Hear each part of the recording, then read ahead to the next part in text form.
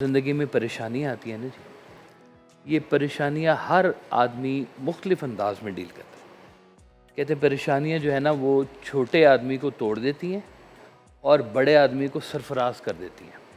परेशानियाँ परेशानी में अगर आप सब्र कर जाएं तो ये मकाम बाज़ औक़ात आपको इबादत से भी नहीं मिलता कि परेशानी को सब्र से गुजार जाएं। ये कोई शख्स कह नहीं सकता कि जी मैं ज़िंदगी ऐसी है कि जिसमें परेशानी कोई नहीं मगर साहब परेशानी में सब्र करना बड़ा मुश्किल काम है।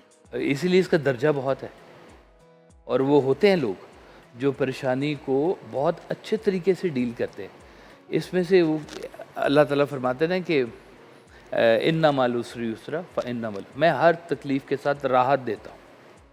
अब वो राहत तो हम उस वक्त देख ही नहीं रहे होते जिस वक्त हम उस तकलीफ़ में से गुजर रहे होते हैं। कभी ठहर के किसी ने सोचा है कि ये जो अल्लाह मियाँ ने मुझे तकलीफ़ में डाला है इस वक्त, इस तकलीफ़ से अल्लाह मियाँ क्या मुझसे लेना चाह रहा है या इसका रिज़ल्ट मेरे लिए कल को क्या होगा? मैं इसको थोड़ी देर ठहर के गौर करके देख लूँ, शायद को अल्लाह ने इसमें मेरे लिए बेहतरी रखी होगी जो मेरे लिए परेशानी का बायस बन रही है। हम लोग परेशानियों को डील सही तरह से नहीं कर रहे हैं। परेशानी में हम हमारे हाथ पाँव फूल जाते हैं, कुछ करने से कासिर हो जाते हैं और हमारे गलत सही फैसले सारे मिक्स हो जाते हैं उस वक्त। तो जब इंसान अगर थोड़ी देर, मैं आपको बताऊं कि शायद ना हमारी इसकी बहुत बड़ी वजह अल्लाह से दूरी भी हो रही है कि हम अपने मामलात में अल्लाह को शामिल नहीं कर रहे और हम कहते हैं कि सब कुछ हमारे हाथ में, हम कंट्रोल करते हैं एक सारी चीज़ को। वो ऐसी मिसाल ही है कि जैसे कभी हो ना कश्ती वर्लपूल में फंसी हुई हो तो कोई हल नहीं निकल रहा होता तो मांगते हैं दुआ अल्लाह से, या अल्लाह ताला बचा ले, किसी तरह से हमें बचा ले यहाँ से। और जैसे बाहर निकलते हैं कहते हैं हमने बड़ा ज़ोर लगाया था। तो हमारी ज़िंदगी के वर्लपूल्स भी ना आते रहते हैं। तो कई दफ़ा हम लोग खुद से कोशिश करते हैं, कई दफ़ा अल्लाह के हवाले भी करना होता है हमने चीज़ों को कि अल्लाह तूने भेजा है, तू ही इसका कोई हल फरमा दे, या इसमें से गुजरना मेरे लिए कितना बेहतर है। मैं कहता हूँ कि वो परेशानी जो आपको अल्लाह के करीब कर दे, भला वो भी कोई परेशानी है। और वो खुशी जो आपको अल्लाह से दूर कर दे, वो खुशी भी कोई खुशी है। वाह। हमारा तो मेन मोटिव यही है कि अपने आप को किसी भी तरह से अल्लाह के करीब करीब करीब करीब, वो होना चाहता है करीब, हम नहीं हो रहे हैं करीब। वो किसी ने कहानी सुनाई थी कि एक बुज़ुर्ग थे बाज़ार में खड़े हुए थे, तो लोगों ने पूछा क्या करें? उन्होंने कहा जी मैं अल्लाह की और लोगों की दोस्ती करवा रहा हूँ, लोग नहीं मान रहे। कुछ दिनों बाद देखा कि वही बुज़ुर्ग जो थे ना वो कब्रिस्तान में खड़े हुए थे। तो उन्होंने पूछा अब आप यहाँ क्या करें?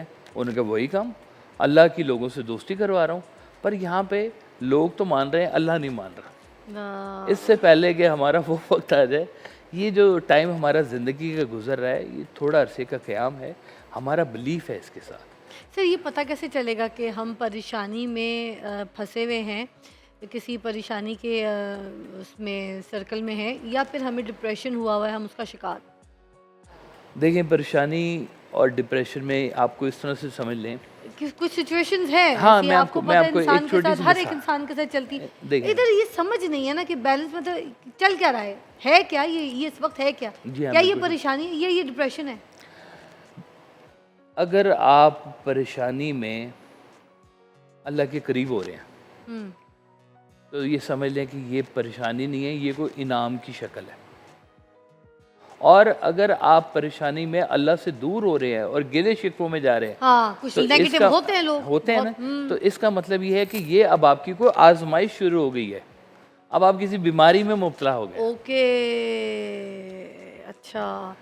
अगर हमें अजीब नेगेटिव थॉट्स आ रहे हैं, हम किसी के बारे में गलत सोचे जा रहे हैं, उसको गाली निकालने, उसके बारे में खूंखार हुए हुए, बदले की आग जिस्म को गर्म कर रही है, बिल्कुल हमारे सही। दिमाग ख़राब हुआ, अगर ये सारी फीलिंग्स मोमेंट्स हमारे साथ चल रहे हैं, इसका मतलब है कि फिर हम डिप्रेशन की तरफ जा रहे हैं। डिप्रेशन या की फिर तरफ, अगर हम हाँ। आइसोलेट हो रहे हैं, चुप हो जाते हैं, अंदर ही अंदर खार खा रहे हैं, गुने जा रहे हैं, गुने जा, तो इसका मतलब फिर अल्लाह की आजमाइश है ये अब आपके ऊपर। ओके, अब आप आजमाइश में से गुजर रहे हैं, इम्तिहान शुरू हो गया। ठीक और है। अगर उस परेशानी में आपने ये गौर कर लिया भाई कि मेरा अल्लाह से रिलेशन बेहतर हो रहा है, तो ये वो डिप्रेशन का फेज़ नहीं है, ये इनाम का एक फ़ेज़ शुरू हो गया अब आपके ऊपर क्योंकि आप अल्लाह के करीब होते जा रहे हैं। वाह, तो ठीक जहाँ है। इंसान गिलों में चला जाएगा, शिकवों में चला जाएगा, ये वो फिर बीमारियों की हद बढ़ती जाती है।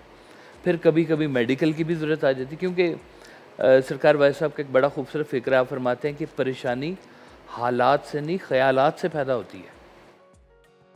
अगर हमारे ख़यालात ही ठीक होना शुरू हो जाएं तो वही हमारा हाल भी ठीक हो जाएगा। क्या बात, परेशानी हालात से नहीं ख्यालात से पैदा। रूह जो है वो अगर बीमार हो जाए तो जिस्मानी तौर पर भी इंसान बीमार हो जाता है। रूह अगर ताकतवर है तो उसकी बड़ी ताकत होती है और जिस्म इतनी जल्दी कमज़ोर नहीं पड़ता। अच्छा, अब ये इसके बहुत सारे फैक्टर्स हैं कि क्या क्या इंसान फेस करता है। वो एक शेर है कि इश्क की चोट तो पड़ती है सबों पर यकसां, ज़र्फ़ के फ़र्क से आवाज़ बदल जाती है। वाह, कि इश्क तो सबको होता है, लेकिन जैसा आपका ज़र्फ़ होगा ना, वो वैसी ही आगे उसकी आवाज़ भी आएगी। अच्छा मुझे साथ ये भी क्लियर कर दे कि ये ज़हनी बीमारी है या ये रूहानी बीमारी है? ये दोनों हैं, ये एक बात नहीं है, ये दोनों बातें इसके साथ जुड़ी हुई हैं। अच्छा, यूँ समझें कि रूह सवार है और जिस्म घोड़ा है, ओह, इन्होंने इकट्ठे चलना है। वाह, तो कुछ लोग फंसे हुए होते हैं ज़्यादातर अपने पास्ट के साथ, चाहे कल का ही हो। तो एक मैं मिसाल देता होता हूँ कि आप गाड़ी चला रहे हैं, आपके सामने इतनी बड़ी विंड स्क्रीन है जो आपको आगे दिखा रही है। पीछे देखने के लिए छोटा सा एक रेयर व्यू जिसको बोलते हैं, छोटा सा शीशा होता है जिसमें आप पीछे देखते हैं और सिर्फ इतना देखते हैं कि पीछे से आपको थोड़ी सी इतला हो जाए कि क्या है पीछे। बाकी आपका फोकस होता है फ्रंट स्क्रीन के ऊपर। ऐसी है। तो यूँ समझे कि ये ज़िंदगी की गाड़ी है और फ्रंट स्क्रीन आपका मुस्तकबिल है और रेयर व्यू जो है ना वो आपका माजी है। रेयर व्यू देखना चाहिए ताकि माजी से मुंसलिक भी रहें और वहाँ से कुछ बातें सीख भी लें, समझ लें। लेकिन अगर आप रेयर व्यू ही देखते रहेंगे और फ्रंट पे नहीं देखेंगे तो गाड़ी का डेफिनेटली एक्सीडेंट हो जाएगा। बड़ा अच्छा एग्जाम्पल दिया आपने। तो ये अल्लाह ताला ने जब इतना बड़ा आपको दिया हुआ है कि पिछला गुजरा हुआ जो कल है ना जी, वो एक मूवी की तरह है। आप जितनी दफ़ा अभी देख देखी, लें, खत्म हो गई। ख़त्म हो गई, ठीक है। लेकिन आप उसी में ही हैं। ओह, आप नहीं उस फिल्म में से बाहर आ रहे। अब वो शाहरुख खान वाला डायलॉग उनके दिमाग में चल रहा है, पिक्चर अभी बाकी है मेरे दोस्त, पिक्चर अभी बाकी है। तो ये जब तक ना इंसान ये फंसा हुआ है ना अपने माजी के अंदर कि वो बैक व्यू कैमरे में देखी जा रहा है, तो वो आगे से आगे का सफ़र ख़त्म कर दिया उसने। वाह।